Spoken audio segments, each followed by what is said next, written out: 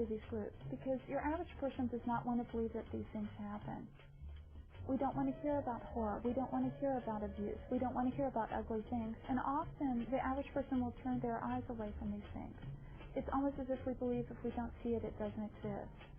Something has happened to these people. I don't think they're all crazy. I don't think they're all lying. I don't think they're all in it for the money. I think something has happened. The question is what? Whatever happens nowadays, it can provoke an hysterical response all around the world. Now we have global communication, we have television, we have the internet, we have mobile phones. And if something happens in one region of the world, however tiny, however remote, instantaneously it spreads all over the world. So the stories of panics, conspiracy theories, rumors, which might have taken years to circulate, now are instantaneous. And while the United States was tied up with its Satanic Panic, the hysteria crossed to the UK.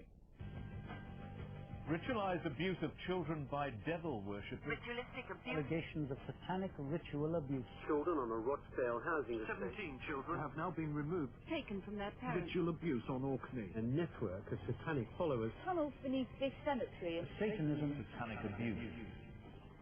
During the 80s and ending pretty much by mid-90s, there was something we called the Satanic Panic. And it was a time when fundamentalist Christianity was promoting the idea that Satanists had infiltrated the culture and were kidnapping women and breeding babies for sacrifice. The material that was used in order to start the hysteria in the UK all used material which was sent to them, communicated to them from contacts in the US within the right-wing fundamentalist camp. The stories began with sexual material, that they were being sexually abused, that they were being raped, that they were being fondled. Then religious imagery came in, that crucifixes were used to molest them, that they were witnessing infant sacrifices. The government subsequently found no evidence of satanic child abuse. But as events in the UK and the US showed, the satanic conspiracies caused actual trauma to the people caught up in the frenzy. This was serious primary damage that was done to family situations, children taken away from their families, child care workers and parents being imprisoned. Many of those cases have now been overturned in the courts. Nonetheless, that is irreversible damage.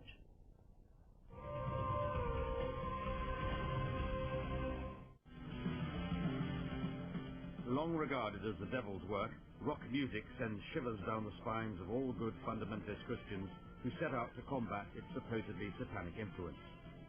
The Parents Music Resource Center was set up in the US to draw attention to what they regard as Satan's lyrics and images on CD. They got together in councils which were almost literally war councils to plan and plot how to take the United States back from what they felt was a conspiracy in the other direction. Because they felt so vividly that they were fighting a conspiracy, they became a conspiracy of almost a military scale. Your music, rock and roll, is a satanic music. You make the music go black, and you hear Satan speaking. The people behind the PMRC were mostly Washington wives, Republican and Democrat, including Tipper Gore, wife of Al. Also joining the crusade were the Fundamental Christians of America. I want to see music that advocates a kid kill themselves. Banned. I want to see music that says you go out and kill your parents. Banned. Not everyone is convinced that rock music will spawn armies of Satanists and sex slaves. Music is to entertain people. It comes in all different shapes and sizes. I may not like it, you may not like it, but that doesn't mean you have to create a legislative climate that keeps that music from being available to the people who want to enjoy it. It is only music. There is no devil, and it's not going to hurt you.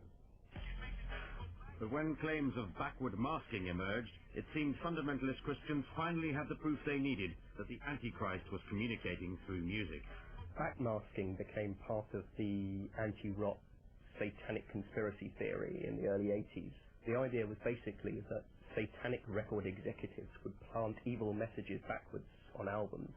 The idea was that if you put a message backwards on a record, it would have some kind of satanic sorcerous power over the legion of susceptible fans, making them, for example, smoke drugs, rebel against their parents, or, worst of all, possibly turn homosexual. It first reached the media as a high-profile issue with the attempt to prosecute a British heavy metal band called Judas Priest. The band were accused of subliminally embedding the words "do it, do it, do it" in their album Stained Class, which the prosecution alleged provoked a suicide pact between 20-year-old James Vance and 18-year-old Raymond Belknap in Reno, Nevada in 1985. This case is about mind control, the manipulation of the minds of consumers for the objective of making money. Raymond Belknap took this shotgun, placed it under his chin, and pulled the trigger.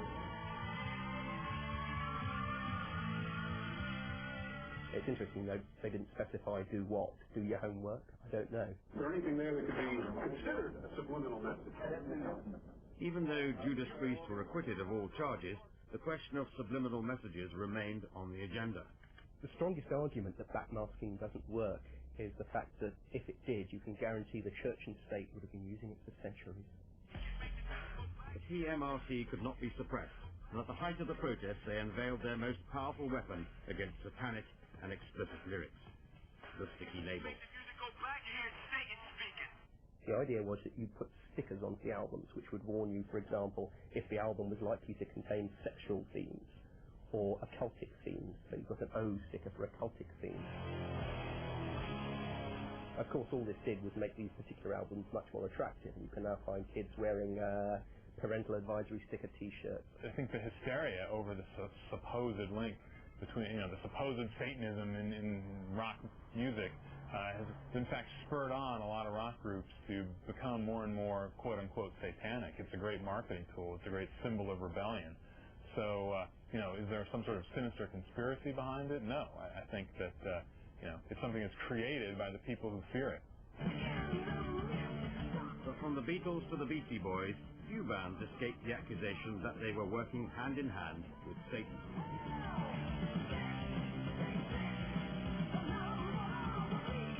The TMRC said that AC/DC stands for Antichrist Devil's Children. Now, if you had told that to the members of AC/DC,